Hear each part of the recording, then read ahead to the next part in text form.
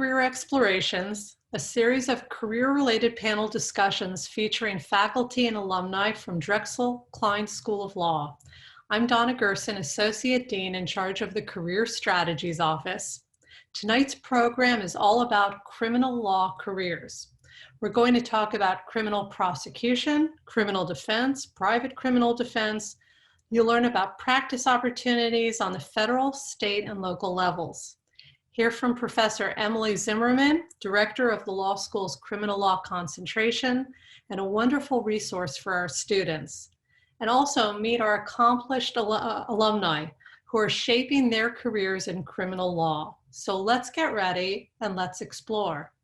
Now, I have the great honor of introducing you to Alexis Conway, a second-year law student who is president of the Criminal Law Society. Alexis, who is a member of the Drexel Law Review, graduated from Towson University. Before joining us at Drexel, she worked for City Year in Washington, D.C. Welcome, Alexis. Hi, Dean Gerson, and hello, everyone. Like Dean Gerson said, my name is Alexis Conway, and I'm the president of Criminal Law Society. I'll just tell you a little bit about Criminal Law Society.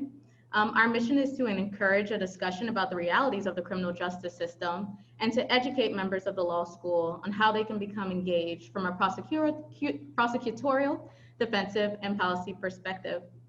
This year, we plan to become more active in our community by working with Philly Bailout Fund and also working with Youth Build. Each program is dedicated to reforming the criminal justice system and providing resources for those who have been affected by the criminal justice system or who have been previously incarcerated. Promoting and engaging in programs that prevent recidivism is one of our important goals here at CLS.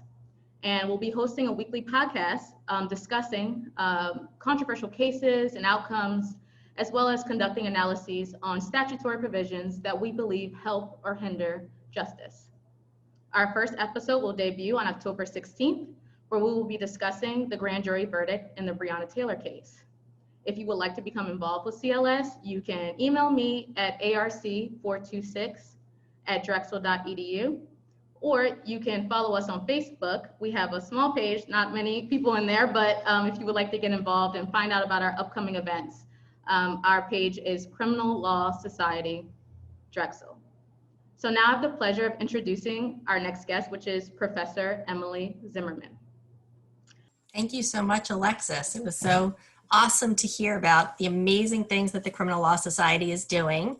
And welcome to all of you who are here to learn more about the criminal law program and criminal law practice. So I'm Emily Zimmerman, as Alexis said, and I'm the director of our criminal law program. And the criminal law, sometimes people will refer to it as the criminal law program, sometimes people will refer to it as the criminal law concentration. So when you hear either of those, it's basically the same thing.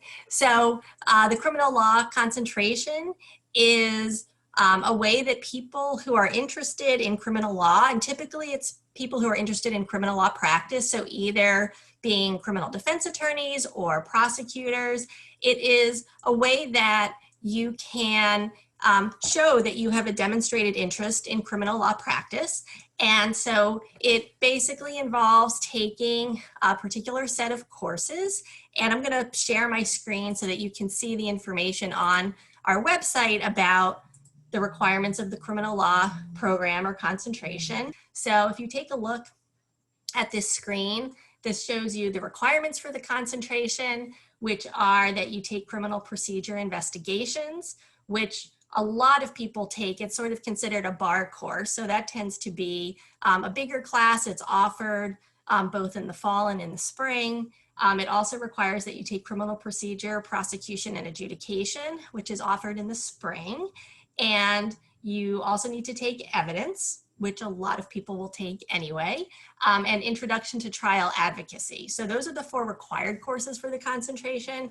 And like I said, if you're interested in criminal law practice, you would take those courses anyway. And even people who aren't interested in criminal law practice take those courses, or at least some of those courses. And then you have to complete at least 4 credits of electives. And as you can see, there are any number of different electives. They're not going to be offered every year or every semester, but we have a lot of courses that will satisfy the criminal law concentration elective requirement. And so basically, you have to take 2 courses from all of the elective criminal law related courses. And sometimes there are even courses offered that aren't on this list. And if you think that they should satisfy the criminal law concentration, you can let me know. And if they focus on criminal law practice sufficiently or criminal law sufficiently, it'll count. And then the other requirement is to complete an experiential component in a criminal law field. So typically that would be doing a co-op at a DA's office, or it would be doing the criminal litigation field clinic, which is a great opportunity. You spend your 3rd year at the Philly Defender Association, so the Public Defender's Office for Philadelphia. So that's a great opportunity. Or you could potentially do a co-op at another public defender's office. So there are different options for that, but that's basically what the concentration requires. And if you are a concentrator, you will get a designation on your transcript that you are a concentrator. And like I said, it's a way to show potential employers that you have a designated interest in criminal law practice and that you've gone through the requirements of the concentration. For this concentration, there really are not like prerequisites or a set order in which you have to take courses. In order to, if you're going to do your experiential requirement, let's say your 2nd semester of your 2nd year, then it's a great idea to take criminal procedure investigations 1st semester of your 2nd year. You can be a certified legal intern once you've completed half of your law school credits. So basically 2nd semester, 2nd year, if you're in the 3-year program, would be the earliest that you could be a certified legal intern. And then to be a certified legal intern, you also need to take evidence and professional responsibility. But being a certified legal intern means that you can handle cases in court under supervision of an attorney. And so that is a great opportunity to actually handle cases in court, to have supervision. And so if you're interested in the concentration or you have additional questions, please absolutely feel free to just shoot me an email. My email is ebz23@drexel.edu, and we can chat more. And so now I'm thrilled to introduce our 3 panelists. So our first speaker is Claudia Dimitro, and she is joined by special guest star Nico. So you may see him make an appearance, which is lovely. We're thrilled to have him. And then our next speaker is John Lopez. Welcome, John. Thanks for being here. And then our 3rd speaker is AJ Greer. Thank you so much, AJ, also for joining us.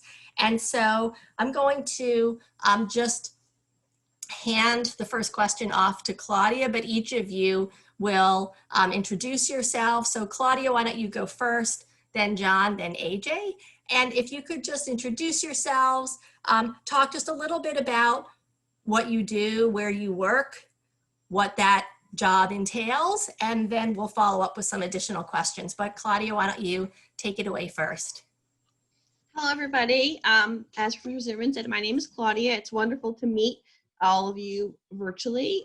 Thank you for welcoming me and for Nico and for being patient with the, having the guest star, as we say. So I am a Deputy Attorney General of the New Jersey Attorney General's Office.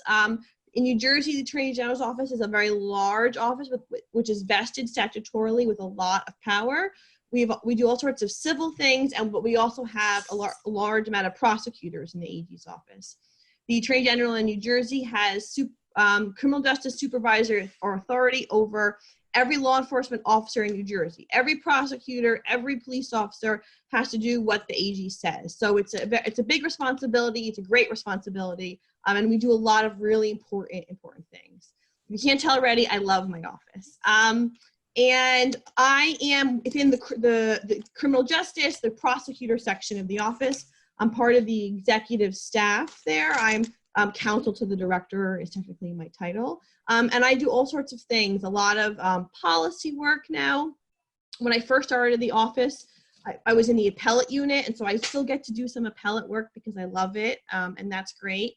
And more recently, I began supervising the COVID fraud task force in the office. So prosecution of COVID crime, whatever that means, because it's a broad variety of different things.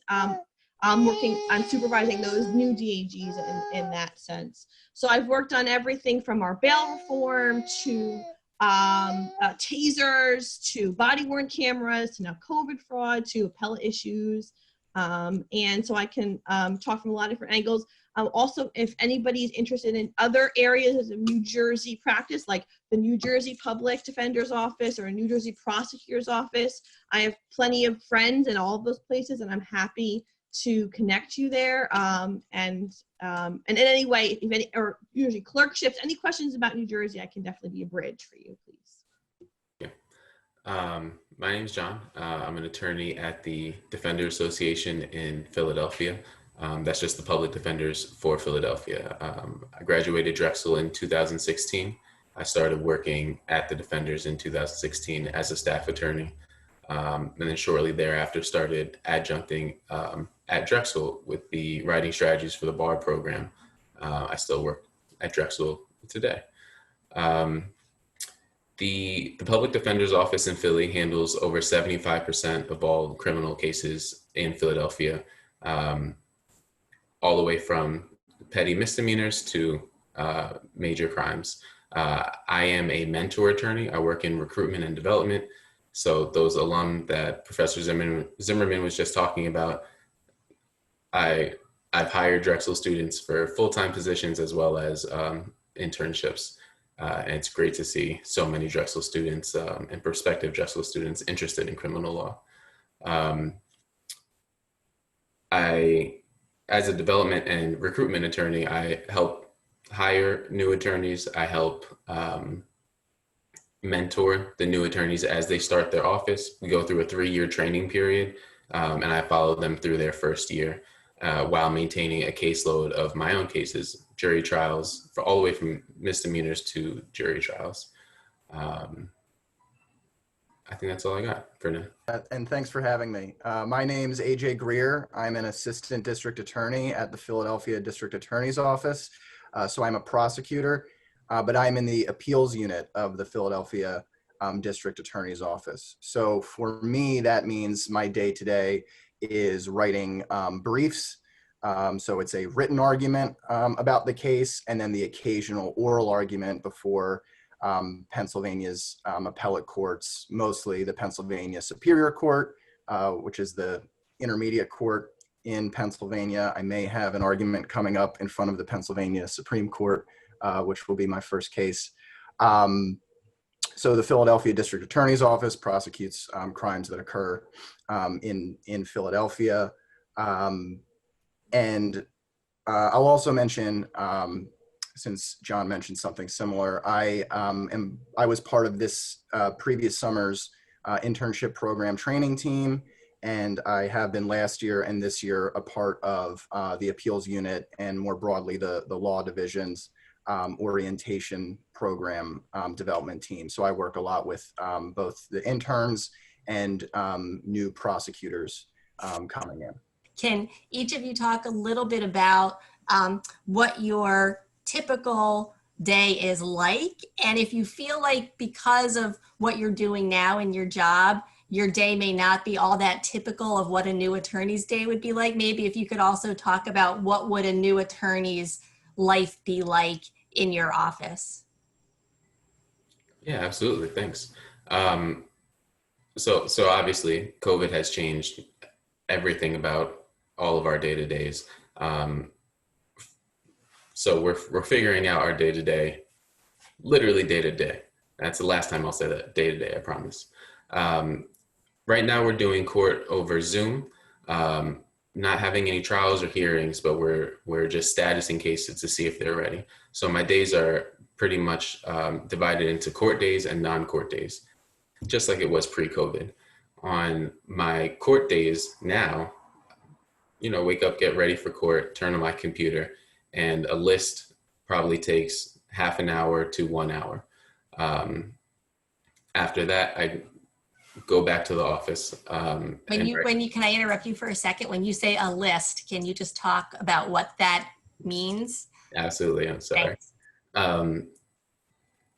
Because the public defender handles so many of the cases in Philadelphia, when we're at the misdemeanor level, we don't have only 1 or 2 cases in a courtroom. The courtroom will have a literal list of maybe 40 different cases. Some of those will be private attorneys, some of those will be specially assigned attorneys, but the majority of those cases are handled by the person assigned, the public defender assigned to that room that day. So when I say I'm running a list, I'm assigned to that room that day, and I have however many cases are on that list, usually between 20 and 30. Great, thank you. And can you maybe talk, like when you say in the morning, like what would your sort of average work hours be for people that might be curious about that? Sure. So there's a huge learning curve, as there probably is with most of the jobs that we're going to hear about today. At the defenders, you cycle through 6 different areas in your first 3 years that start at they're all serious cases, right? But there are certain levels or steps in the process that less damage can be done. So you start at a preliminary hearing, which isn't a trial. It's just enough to see the stage where the judge makes the determination if there's enough evidence to go forward to trial or not. It's very hard for a defense attorney to mess that up because the bar is so low. It's very in favor of the prosecution. So you learn your trial advocacy skills in that unit, and then you progress up until jury trials, which would be your last rotation, which are very serious. They carry the highest numbers in terms of sentencing. So there's a lot at risk. Every time you switch these units, there's a learning curve for about a month, and you're going to be working pretty long hours for that first month. And then usually you get a sense of the flow of that courtroom or whatever level you're at, and you kind of return to normal hours. To answer you specifically, Professor Zimmerman, misdemeanor court starts at 8 o'clock. In person, I would be in the room at 7:30, so I can talk to court staff, talk to the prosecutor, meet my clients, kind of make sure I'm situated and I know what's going on in the room that day. Because I might be doing trials, I might be doing preliminary hearings, things where testimony is taken. Now, because it's over Zoom, I don't have my clients in front of me, I don't have the court staff in front of me, and we're not taking any testimony. I start court around 8 o'clock and finish between 8:45 and 9:30. And the rest of my day, just to be brief, summarize what happened in court, visit my clients in jail, talk to my clients who are out of custody, prepare my cases for the next day. Great, thank you so much. AJ, do you want to talk a little bit about your typical day to the extent that there is such a thing? Which I will answer. Strangely, my unit has kept a similar typical day, just without the commute. So as an appellate attorney, as I said before, you're writing. So again, court for me is the occasional oral argument. So unlike John, my day today is in the office, first step is collect the record, which means the notes of testimony, the transcribed hearings and trials, any evidence that was admitted. Then I'm synthesizing that, looking at the legal claims, doing legal research, then writing my brief, handing that off to an editor, and then going through an editing process with the editor before filing the brief. And 90% of the time, that's me handling the case from beginning to end. There's no court, so court's very occasional. In terms of hours, it is, at least for our office, it's been very flexible in terms of when you come in, and it is a pretty good work-life balance of about a 9 to 5. When I was first starting off, spending more time there, because there is a steep learning curve. But once, anyone in school right now knows, you can't plagiarize your writing. In the work practice, it took a little unlearning, but you realize you can't reinvent the wheel every time, and you're allowed to copy and paste rule statements and stuff from other people's to make the writing go quicker. So there is a steep learning curve, but in general, it does have a good work-life balance there. So yeah, the day-to-day comes down to those steps: collecting the record, doing research, and writing, which does mean that you get to work pretty independently. However, everyone in the office, when we were in the office, it was an actual open door policy. If you get stumped, especially starting off, of course, you've never handled these issues before, you can go to somebody else and say, hey, do you have a case like this? Could you send me a brief? Could you show me some legal research? And everyone's always willing to help out like that. So I find that to be a nice balance of, like, your cases are your cases. We don't have a supervisor kind of hounding us to keep up with our deadlines. It's just assumed you will keep up with your deadlines. In terms of caseload, it can be anywhere from the lower end of five cases assigned to you at a time, with about a 60-day turnaround time on those, to 15 or so cases at any given time on your list. So with COVID, again, the trial courts completely shut down. However, most of us in the appeals unit had laptops, were able to access electronically a lot of the files we need to write briefs. So, and as soon as our editors learned how to use track changes on Word, we were able to pretty much keep on pace with the amount of cases that we were filing briefs on. So although the setting has changed, and now it's a little slower with having to coordinate with editors via email or schedule a Zoom meeting to ask some questions and get some help about cases. What work looks like has been very similar, and we've been able to move forward on the cases, at least throughout the past 6 months. Great, thank you. Claudia, what's your typical day like? So my typical day now in COVID is really just, Zoom or Microsoft Teams meetings all day and answering emails. So it's not really indicative of what you or many other attorneys in my office do. So I'll tell you more about their days.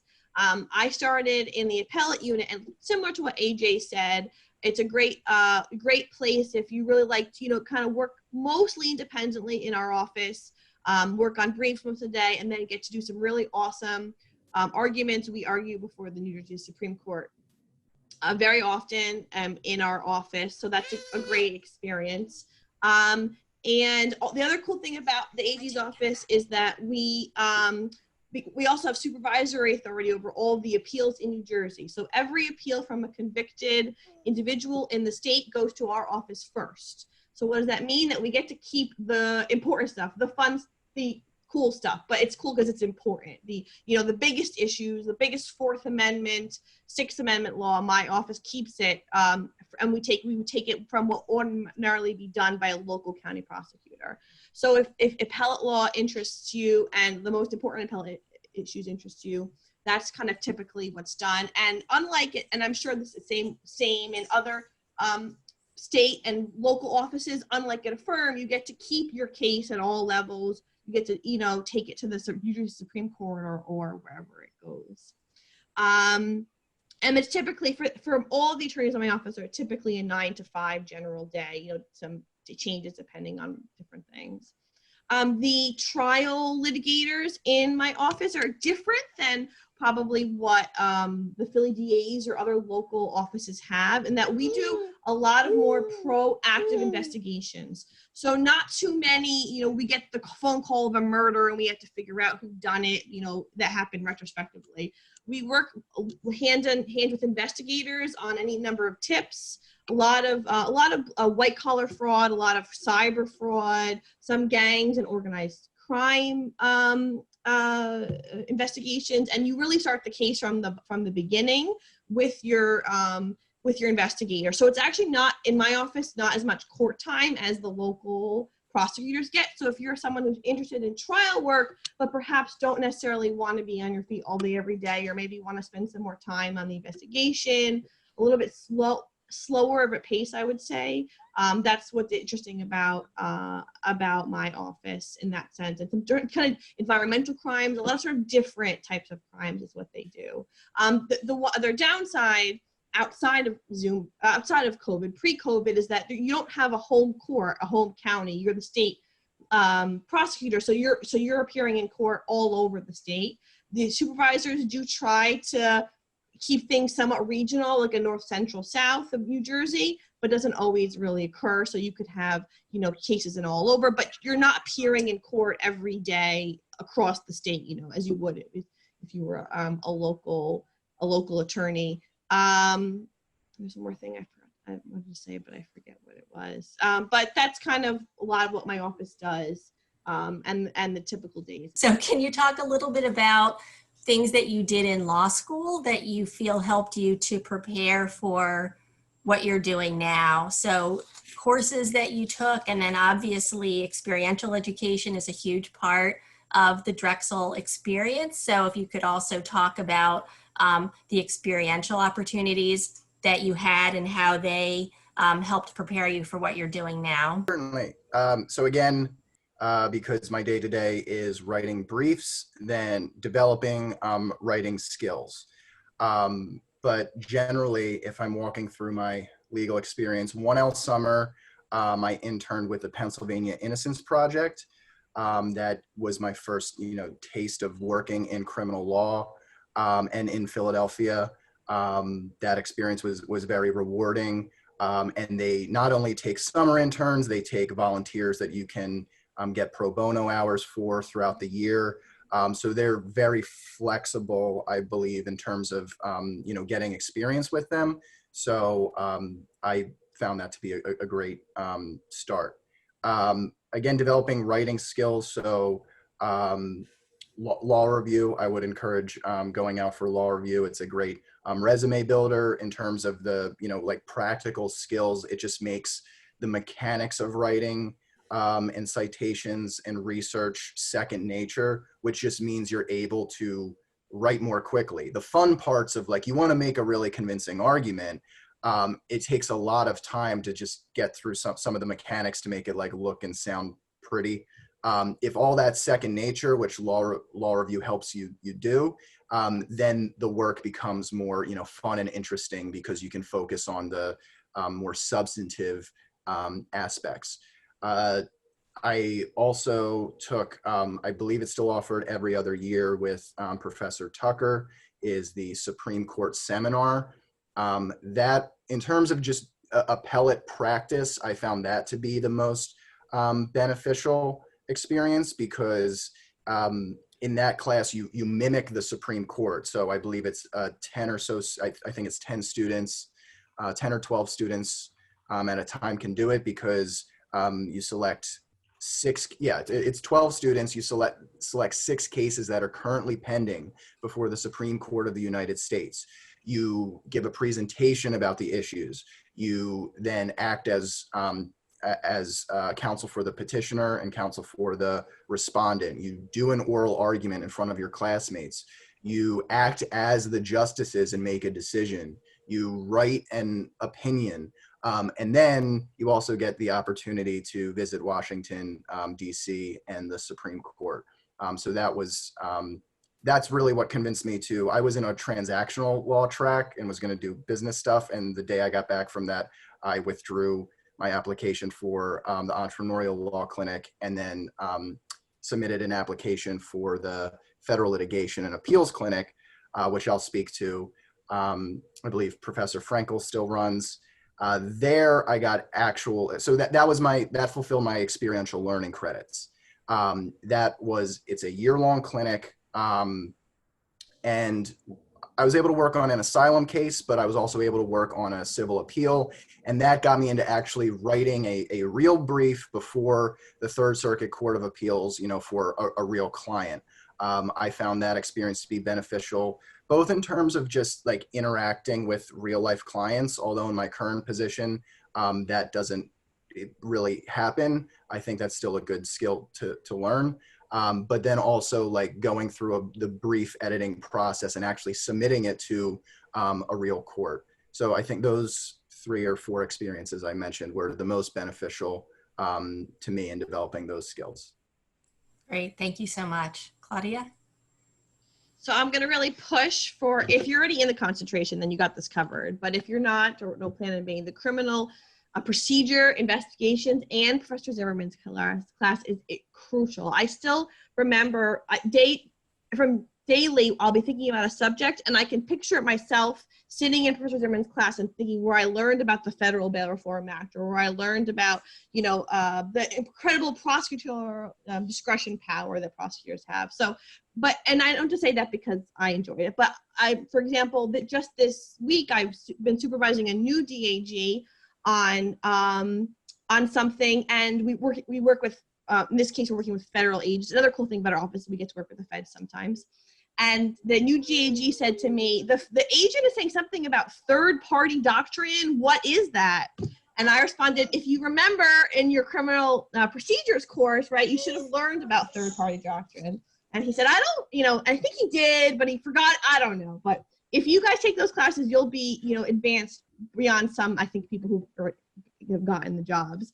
But so things like that are, for me, are very important. Like, the cases on, third-party doctrine is basically when the state, the law enforcement is trying to get records from a third party, like someone's phone billing records or financial records. So the rules that apply and how you get those records is what we were discussing. So that's something I still think back to criminal investigations and criminal procedure about. So for me, right now where I am, those are really important classes that really kind of set, even though you'll sort of relearn it and learn it based on the jurisdiction that you're working in, the local rules, to have that sort of basis is really, really helpful, I think, for prosecutors across appeals or for investigations.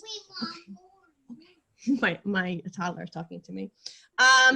And besides that, I mean, I think any kind of experience you can get is great. I actually co-opted at a law firm because I wanted to see what that was like and know that that's not what I wanted to do. So I find value in that, right? But then I did intern in my office now. So if you have, so I would, there's good in both.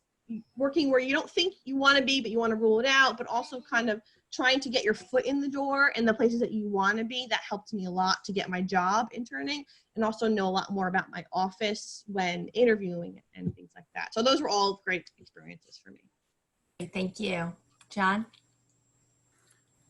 This is a great contrast because AJ and Claudia were so prepared for their careers, and I did not do that. I'm a trial attorney, I'm a litigator, and I didn't take any trial ad. I only took one of the criminal procedure courses. Kind of like what I think Deborah asked in the chat, I was more interested in public interest rather than necessarily criminal defense. And I was looking for a job that would merge these two things. So I took classes that kind of gave me a framework for what I wanted my career to be. I took juvenile justice, international human rights, immigration law, criminal procedure, not with you, Professor Zimmerman, I believe with Professor Tibbs, and constitutional law and advanced constitutional law to kind of build a paradigm for how I would think about the law and how I would use the law. And it was a great learning experience. And also when I got into a courtroom 2 days after I passed the bar, I was like, I should have taken some trial ad classes. But luckily we have lots of training at the Defenders, so it went well. Experiential learning, I did a co-op with the Youth Sentencing and Reentry Project that works with kids that are charged as adults. Not like direct representation in court, but rather wraparound services to try and get that mitigation, to get that child back into a youth court, to try and get services for that child, to try and remind the legal system that this is a child that we're dealing with. I went to go into juvenile justice, so I did that co-op. That co-op over the summer introduced me to everyone in Philadelphia that was doing juvenile justice literally introduced me. Like, we went to panels together, we took field trips together, we went to the jail together, we went to visit these kids in jail together. And everyone wanted to talk, and you know, that's how networking works. So I met someone from the public defender's office who was working on juvenile special defense at the defender office. And I asked her and she's coincidentally a district attorney at AJ's office now. I asked her if I could volunteer for her just for a couple weeks between the start of my 3L year and the end of my 2L summer. And that was the foot in the door. And from doing that work, they asked me to stay on for the year. In the middle of that year, they decided to hire me. So the classes were to build a framework, and the co-op helped me get the job. That's great. Thank you.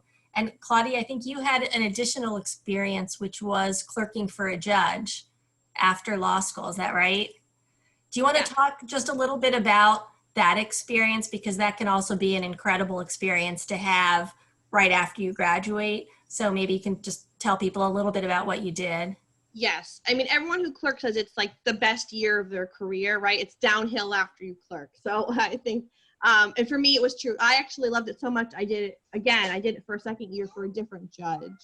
And I'll just say in New Jersey, unlike I think Philadelphia and some other counties in New Jersey, every judge has to hire a new law clerk every year. So every year, Donna Gerson is going to love that saying this. Every year, 400 plus judges are hiring, right? I mean, that's a great thing. And I'm sorry. Thank you. So even if you're close enough, you can get to New Jersey. There's plenty of job opportunities every year, from the Supreme Court, you know, to the Superior Court trial level clerkships. I did a trial level clerkship, and then I went on and did an appellate level clerkship, and I loved both for different reasons. And in New Jersey, if you are going to apply, you are competing against people that, for the most part, clerked. For the most part, all the prosecutors, all the state attorneys, public defenders are all hiring from clerkships. So it's kind of, you know, it's kind of a baseline only because there's so many positions. So that's something to keep in mind as well. But it's just a great bridge from law school to the real world, especially if you can clerk in the area that you want to practice. You get to meet the attorneys, you know, from the most coveted seat in judges' chambers, right? So the attorney is going to be nicer to you. And you'll get to learn from them and network, and then, you know, get job opportunities that way. So if you could talk a little bit about qualities that you think have made you a happy, successful attorney in criminal law practice, and maybe you can also think about if you had to give advice either to yourself as a 1L or a new attorney, or to the prospective law students and 1L law students that are here, like what advice would you give about entering criminal law practice, or the types of qualities that make for a satisfied, capable criminal law practitioner? Sure. I think one of the qualities that I've been able to hone, that's probably my most important quality, is temperament. When I'm talking to people in jail, when I'm talking to people that are accused of crimes, when I'm dealing with the district attorney that's overworked and a judge that is also stressed out because they don't want to make the wrong decision, I'm in a room that's very high stress. I'm in a room that a lot of people are in panic and some people are in crisis. And I really had to take time. I didn't understand that at first. And I had to take time to understand that's where I was meeting people. And I kind of had to strip everyone of their titles. That's not a judge, that's not a defendant, that's not a DA. These are all people that are trying their best. So I'm going to meet them wherever they are, assume they're trying their best. I'm going to try my best with them. In terms of qualities, making this successful, I'll say for criminal law in general, again, I didn't even really consider a career in the criminal law field until the end of my 3L year, when I just found out about this opportunity in the appeals unit in the office. I was more interested in appeals. So then it followed, do I want to be a prosecutor? So just because the nature of criminal law is, just there's people who have suffered loss and trauma. The subject matter is very heavy. There's people's constitutional rights are at issue. You're thinking, and especially as an appellate attorney, the number one question in my mind is if the court makes a decision adopting my argument, is that a rule of law you want to apply to the entire state? Because that's what will happen. So you have to, I think having you need to feel confident in your moral compass, but willing to change your perspective based on more evidence. I don't know, it sounds kind of wishy-washy in general, but I don't want to understate the importance of, there's many people who either go to the defenders or go to the district attorney's office and don't just leave the office, they leave criminal law. In the same way I left education after undergrad and a gap year to come to law school, because there's a lot of burnout in the field. So you just need to be prepared, like, for yourself and what you think you want to advocate for, in terms of determining whether I believe I had to have that, just self-reflection to determine whether I wanted to have a career in criminal law, and then whether I wanted to be at a prosecutor's office. I do love my job now, but I think those are two pretty important questions to consider. In terms of just advice giving to the younger self, more generally, I'd say, like, take advantage of the time you have in law school to try out different areas of the law, whether that, not just like, criminal, not just by subject matter specifically, but like trial work, appellate work, transactional work. I try to get my hand in each of those to, I think Claudia made the point earlier about, like, interning for a firm and then going, oh, I don't want to do that. That process of elimination helps you so that once you're out, and applying for a career after law school, that you're certain that that's what you want to do. Again, as Professor Zimmerman mentioned, the criminal law concentration, and in general the rest of the concentrations, the requirements are not very high in terms of credit. So there is the flexibility to take electives in different areas. I would just encourage everyone to trial, if you feel interested in something and can work it into your schedule, try it out. There won't be points against you, I don't think, when you graduate, for not having every class being criminal law centered. And then I felt doing that gave me a good idea of really where I wanted to be coming out of law school. Great, thank you. Claudia? Yeah, I just want to echo what AJ said. Dean Gerson and Professor Zimmerman, no, I didn't start in criminal law as well. I was a business entrepreneurship concentrator when I was in law school, thinking that's what I wanted to do. And then I ended up getting my internship at the AG's office and just sort of loving it. So I'm definitely testament to that. It's okay. You may not know what you want to do now, or you think and things change, and often for the better. I'll say for me, I think what's made me successful in my job is being a relentless perfectionist and working extremely hard to put in the extra effort in everything I do, to everything, to every single site and period, to every email, coupled with being kind of what John had said, sort of having a certain demeanor. I've tried really hard to be just the nicest person in my office, to the point where everyone can describe me as a pleasure to work with. I'm not everyone, but whatever, I try to be, and that's hard. And those are two things, being relentlessly perfect and relentlessly kind is not always easy, but that was important to me, and has led me to be promoted very early on in my career. And I'm very thankful for that. And so the advice, goes back to what AJ said about, you may, trying different things. You may not know what you want to do. I just want to do another plug to New Jersey, not my office, and I mentioned the New Jersey Public Defender's Office. I just before in case I don't get to say it later, I want to say it now. I'm sure a lot of you are interested in public defense work, and I really would encourage you to apply for the New Jersey Public Defender's Office. It is a state-run office, so if you're a public defender in New Jersey, you work for the state. You're a state worker.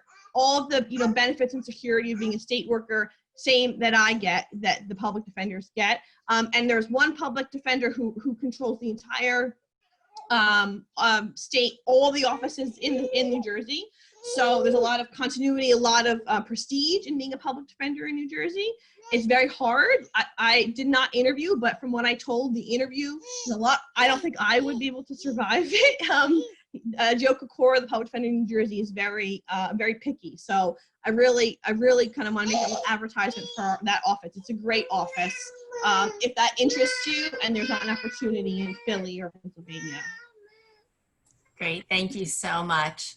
And so, John, I just want to come back to you in case there was anything that you wanted to add, since you had your technical issues, which we have all experienced in the last several months. And then I'm also going to throw you a question from our chat, because there are a lot of really good questions over here. So there was a question about, like, how does hiring actually work? So how does somebody actually get one of these amazing jobs that you have? So John, if you want to, wrap up with anything that you wanted to say before, but then also if you could address, like, how is it that people actually do get jobs at the Defender Association? Yeah, absolutely. I think AJ and Claudia covered most of it. I would just add, think for yourself, keep thinking for yourself. Don't believe the dogma or the culture of whatever office or whoever you're working under. Make your own decisions. And hiring. So we hire, pre-COVID, we hired 20 to 25 people every year, new attorneys every year, and a big class in the fall, and then a smaller class in the spring, about 20 people in September, and like 5 people in February. We hire from OCI at law schools. We go to job fairs across the country. We go to, like, the major job fairs as well. Equal Justice Works in DC. And we take applications directly through the website. Doing a clinic, we have clinics with Drexel, Villanova. Well, I guess the other clinics don't matter, right? We have a clinic with Drexel. That's all you guys should worry about. And we have summer interns, co-ops, interns during the school year. All these are great ways to get your foot in the door. It matters in the hiring process, but what really matters is kind of like Claudia said, the interview. Our interview is very extensive. The first one is just an introduction to make sure you're really interested in this type of work. The second one is probably 2.5 hours long, and it's trial advocacy. You're in, it's moot court, and you're interviewing your client, you're cross-examining a complainant, cross-examining a police officer. So those skills have to be there, as well as showing an interest in public interest work or public defense work. Great. And AJ and Claudia, do you want to talk a little bit about hiring in your offices as well? You've touched on it a bit, but is there anything that you want to add?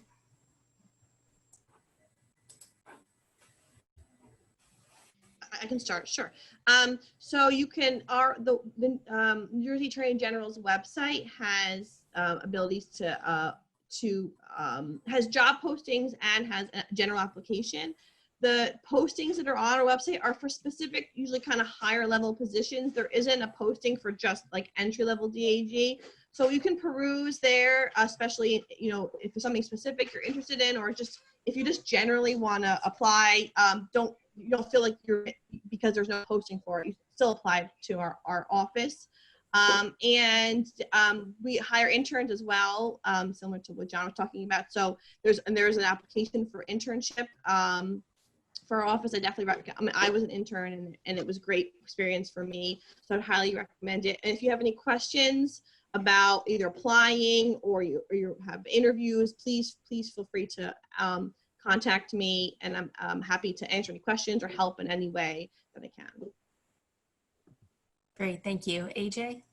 Yeah, for our office, I believe there's a link on the website. I believe they're still doing OCI, but I would encourage, if you think you might be interested, to apply for a summer internship program. I'll say that the 1L and 2L programs are usually different, and 2L, we talked earlier about being a certified legal intern. Think like Elle Woods and Legally Blonde, like in court with the professor sitting down. You would be able to actually like try cases, whereas 1L, you wouldn't be able to be a certified legal intern yet, so you couldn't. I bring this up because our office currently does have a policy of not hiring interns for both 1L and 2L years. So our office does encourage law students to go out and get experience anywhere else that you can. I just wanted to bring up that policy ahead of time for those of you who are really forward thinking and would be interested in working for our office, but want to pick the right time to do that. So think about whether you would want to do the more introductory 1L and then maybe get some deeper experience somewhere else, or vice versa. Great. And obviously, if you're there as a 1L, after your first summer, you're not eligible to be a certified legal intern. Whereas if you are there as a certified legal intern, for your second summer, you are able to actually handle cases in court under the supervision of an attorney. So that's always going to be something to think about as well. So we have just a few minutes left. So I'm going to open it up. Is there anything that our panelists would like to add? And we do have questions that talk about caseload, which I think we did address. And then also, I guess, timing of experiences that you did in law school. So in terms of like, when do you think it's good to do your co-op or your clinic? And obviously there are some curricular limits, and certain experiences would only be available as a third year or things like that. But like, do you have any insight into sort of timing and what you think is useful timing? And then somebody else asked about maintaining work-life balance to the extent that one can have such a thing. But how do you sort of handle the responsibilities of the job and the stresses of the job? You're a person before any of your job titles, and you matter just as much as your work, and just as much as your cases, and just as much as your clients. So the same care and love and attention you give to them, give to yourself. And I think everyone has to figure out how to do that for themselves. And that's not something our offices will necessarily tell us. So take that time to do that for yourself. Great advice. So AJ, anything that you want to add quickly? Yeah. As I was saying, I was kind of uncertain where I wanted to be, so I tried out a bunch of different things. If you feel like that, I would encourage you to, or I found it helpful to save my experiential learning for 3L year, for the latest opportunity for me to be more sure of what I wanted to do, so that I could, because your experiential learning credits are going to take up a lot of credits, a lot of time. You kind of only have one shot. So I wanted to have my most substantive experience be in an area I was pretty certain I wanted to practice in. So that would be my suggestion. Great. And Claudia, you get the penultimate word.